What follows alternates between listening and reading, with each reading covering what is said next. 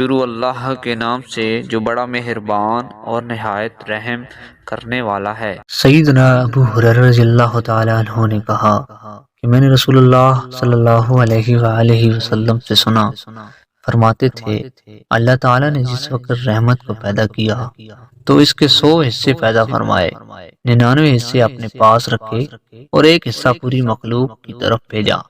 پس اگر کافر لوگ اللہ کے پاس والی تمام رحمت کو جان لیں تو باوجود اپنے کفر و شرک وغیرہ کے کبھی بھی جنت سے نا امید نہ ہوں، اور اگر مومن اللہ کے یہاں کے تمام عذاب کو جان لیں تو باوجود اپنے عقیدہ، ایمان سے اور عمل صالح کے دوزخ سے نڈر نہ ہوں۔ ام المومنین عائشہ رضی اللہ تعالی عنہا سے مروی ہے کہ رسول اللہ صلی اللہ علیہ وآلہ وسلم سے سوال کیا گیا کہ اللہ تعالیٰ کو کون سا عمل پسند ہے؟ فرمایا ایسا عمل جو ہمیشہ کیا جائے اگرچہ تھوڑا ہو۔